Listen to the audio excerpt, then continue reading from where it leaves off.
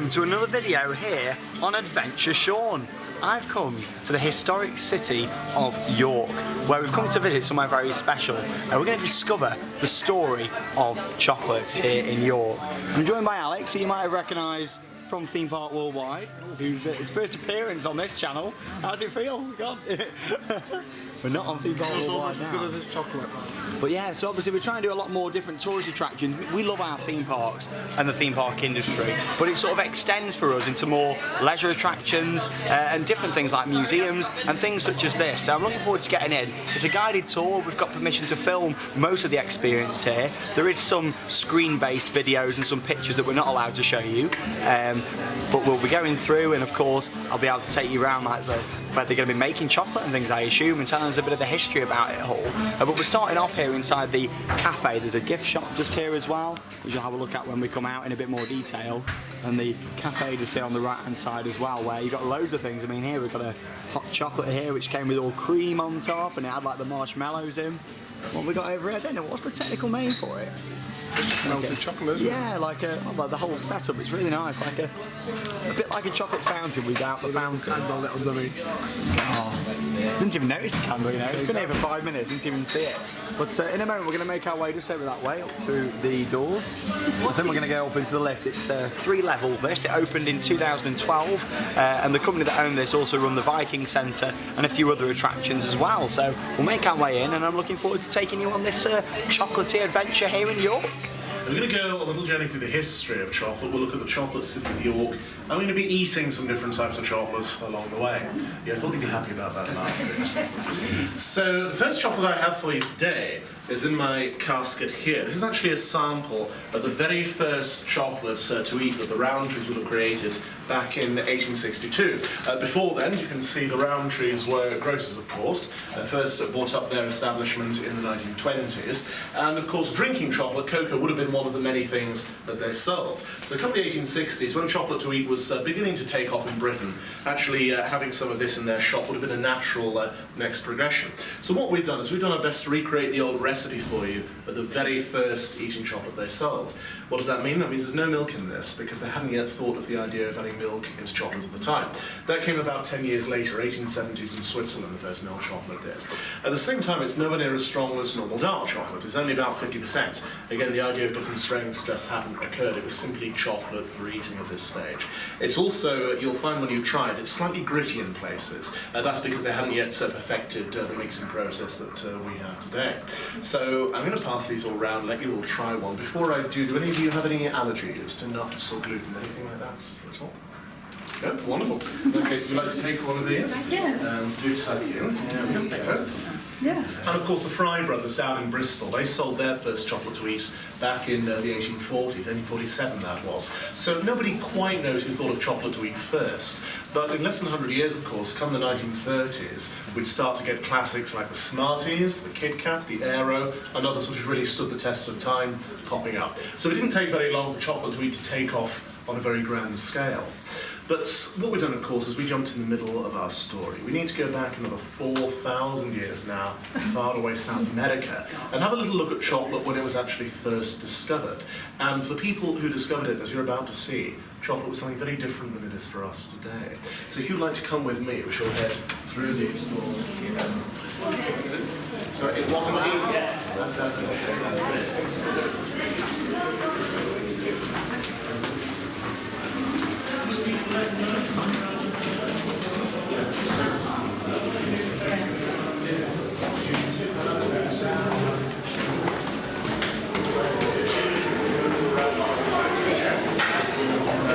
There's a little more space this side as well. Very good. So that's as we come closer there. Good deep breath as you come around that corner. Smell the chocolates. There we go. Smell that chocolate there. That is the chocolate you'll be eating very shortly. That's called anticipation, that is. But first, you see over there we have a large pile of cocoa beans, our most important ingredients in chocolate. Now, when they arrive at the factory, we must first, of course, roast them. We roast them for 15 minutes. This kills off any germs. It brings out all the lovely flavours you get in your chocolates. I'll get to that later. It also makes the outer shells nice and brittle, so they crack very easily. And that's very useful for your job, called the winnowing. Just spin that wheel for me. Winnow the beans. Very good. So what you're doing is you're crushing the outer shell. The fan activates to blow them all away. That's perfect, thank you. And what we have left are these little cocoa nibs. And this is the inside of the bean. This is what we use to make our chocolates. There we go, this is chocolate in its purest form.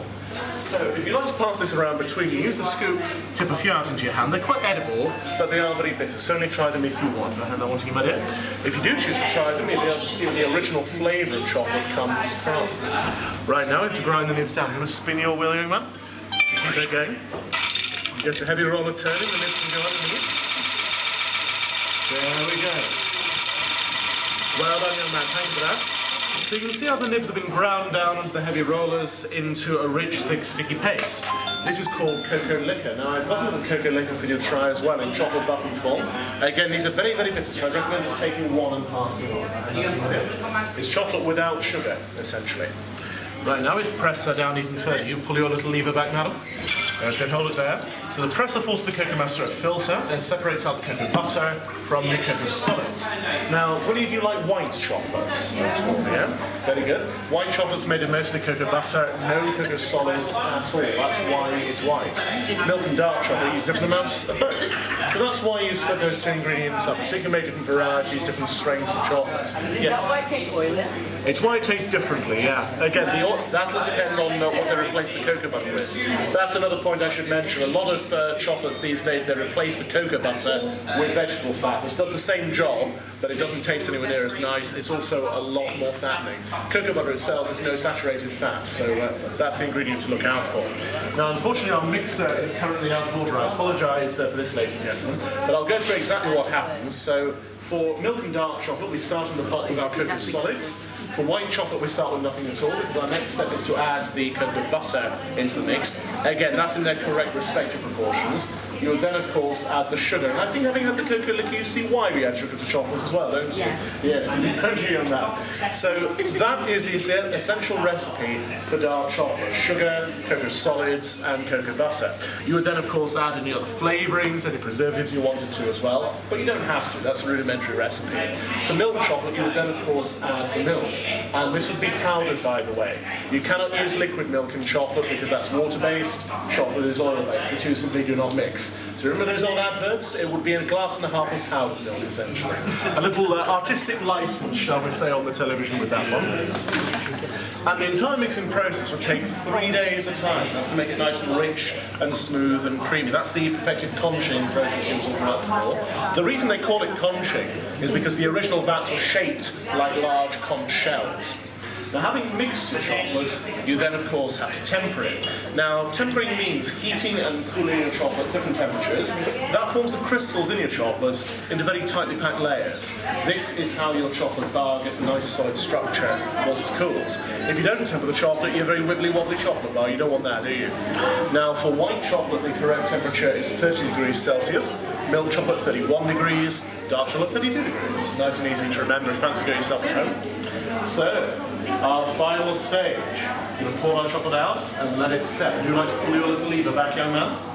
Go on. And stop. Perfect. Well done. Ta-da! All that lovely chocolate you made for us. So, having made our chocolate, what do we do with it now? Eat it, precisely, yes. Would you like to come join me?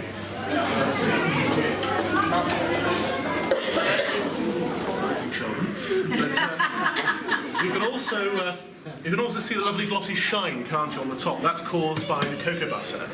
This is our own dark chocolate, by the way. 33% cocoa butter, 54.5% cocoa solids, the rest is sugar. So again, quite mild as dark chocolate goes, and no vegetable fats, no additives, no preservatives, just the old-fashioned rudimentary recipe here. I'm going to pass this around now. If you'd like a piece, just put one on the back of your hand like that. That'll stop it from melting while you wait, all right? Here we come. There have been differences. Yes. Well, over there, of course, you've got well, you've got to have even more preservative and things in the chocolate over there to stop it from melting because the heat does the thing. Oh yes. Sorry, I'm listening. I'm just going to pop this back. But yes, the change is subtle. Yes, quite. rest of the way around through some Cadbury's would have done back in the day, and we use that to make our chocolates here. So try and give you it as it would have been. Remember the fries,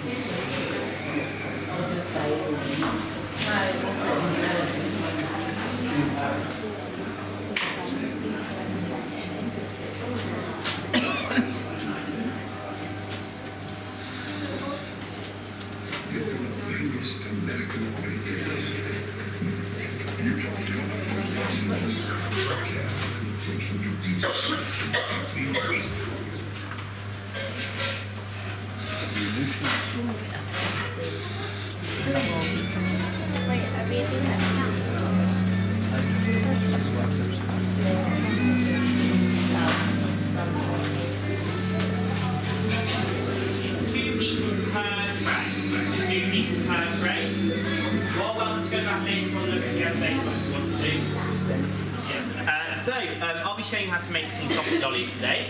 So the first thing, if you just grab yourselves a pen and just write your name on one of the white lines of your plastic bag. Here we are. Alex is going to make a chocolate lolly.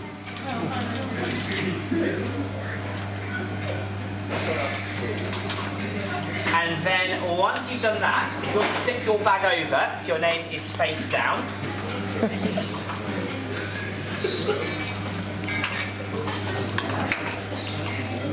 Done it, stage 1 complete. Managed to do the hardest question. And then you can choose a lolly stick and just place that next to your bag. I think pink's my colour. That's my colour, don't you? Definitely. I think pink stick. There you go. It's that art attack, isn't it? It is. Neil Buchanan today. Is that his name?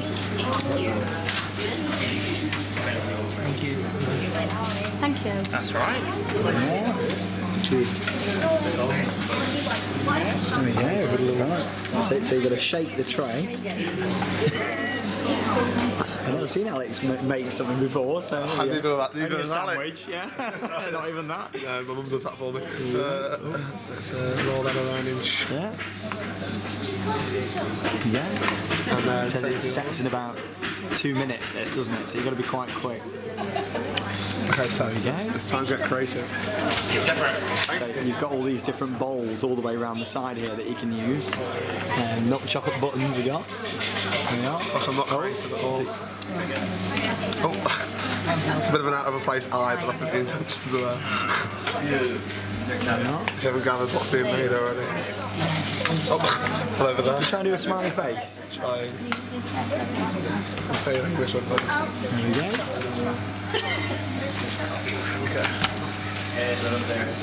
He's making a bit of a... No, that's a bad idea.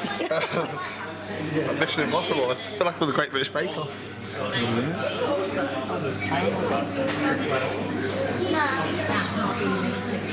He's the unhappiest happy guy So ever. everyone's making them all the way around here. Really nice so far, really interactive. We'll talk a bit more about the whole overall experience when we go back outside. But yeah, basically, like I said, there was 3 rooms what we went in, what I wasn't allowed to film because they're all videos and old photos and things. But we'll summarise it all at the end. Really enjoying it so far.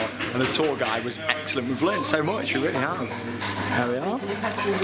He's got little rosy cheeks too. What am I going to do for you, Sean? Just chuck loads of stuff on it. I'm going to put an S. I'm going to make you an S. That's a good idea.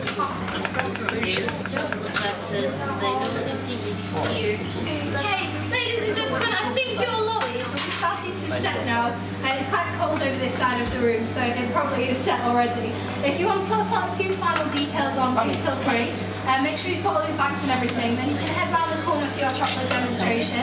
I'll bag these up and I'll get them back to you at the end. Here, thank you very much. Right, that's it. There you go. Just leave I your love it. A little S for you. Oh. It's quite a refreshing one. It's going to be a passion fruit white chocolate ganache in a milk chocolate shell. When we made this, it was 2 litres of passion fruit puree that we brought to the boil. We took that off the heat and then slowly added 3,200 grams worth of white chocolate buttons, handful at a time, stirring it all through, and yeah, creates this a gloopy mixture called a ganache. It'll only last 2 weeks with there being fresh fruit in there, so it doesn't last long at all. One of your 5 a day for eating enough of them though. So big tank full of chocolate here in the mirror. Inside here we have what we call milk chocolate couverture. So we've got cocoa butter, cocoa solids, milk powder and sugar, and we don't count calories here, I'm afraid. It's all the good stuff, don't you worry about that. Another word for Belgian chocolate. This is how the Belgians like to make their chocolate, just with that cocoa butter, because it gives it a lovely shine, lovely snap. It's a lot easier to work with. So that's the tank there. In order for us to make moulded chocolates though, we're going to use this, a polycarbonate mould. Does that look clean to you guys? Not especially. Not especially, no. I mean, the insides look a bit cleaner, the outside, not at all, really. We treat this a bit like a wok or a Yorkshire pudding tin. We actually try not to wash these. We occasionally do, but we try not to, just because every time we use them, we get a big build-up of cocoa butter on the inside, and that's what gives that lovely varnish to the top of the shell. Also makes them a lot easier to tap out at the end as well. So I'm now going to add lots and lots of chocolate. If you want to look in that mirror. Okay, and I'll just spread that all the way down and fill in all those gaps there. And I'll just wipe off all the excess as well. In just a sec, I'm going to give this mould a quick tap on the side here. Any air bubbles trapped in there will pop to the top. We want that shell to be nice and sturdy. We don't want holes in there weakening it, because we're going for a thin shell at the end of the day. We want it to be a strong one. So here we go, quick tap.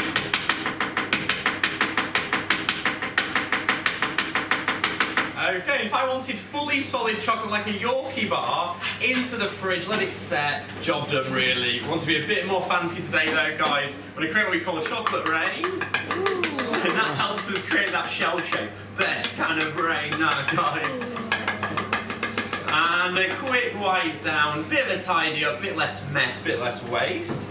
And I'm just going to turn this mould upside down now and pop it on this mat here and allow that to set. Hopefully you can see it in the mirror if you can't see it properly.